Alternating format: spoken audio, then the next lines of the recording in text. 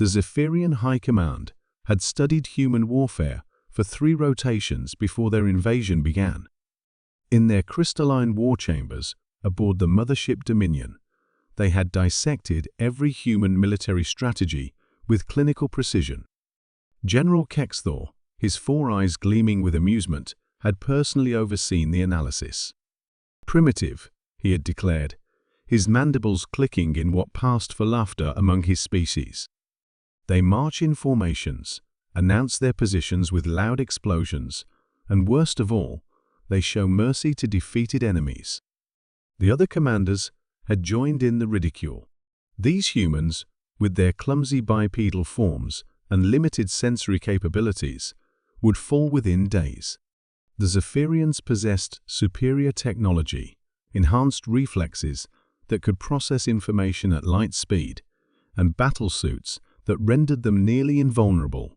Their plasma weapons could vaporize human tanks, and their energy shields deflected every projectile Earth's military could produce. When the invasion commenced, everything proceeded exactly as predicted.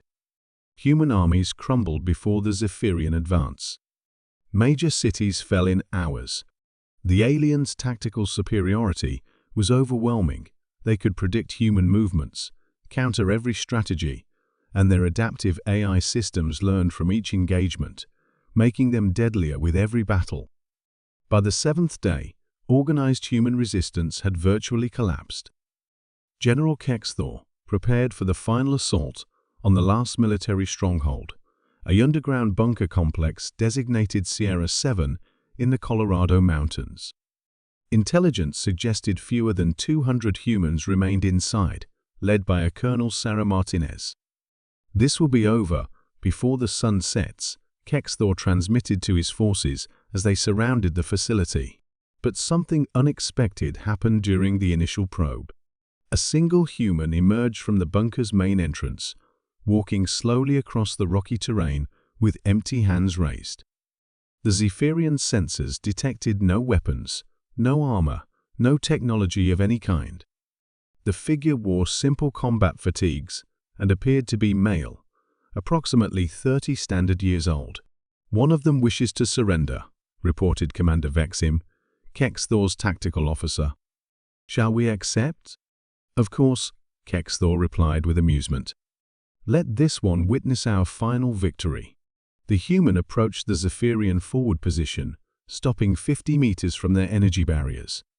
When he spoke, his voice carried clearly across the battlefield through the translation devices. "My name is Sergeant Marcus Chen," he said calmly.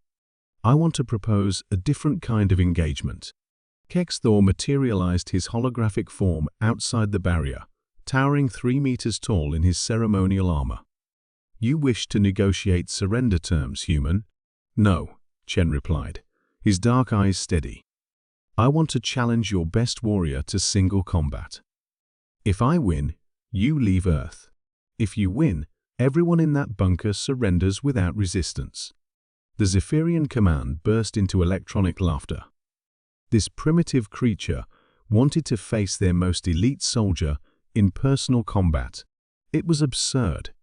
Their warriors were genetically enhanced, cybernetically augmented, and trained from birth in 17 different fighting disciplines.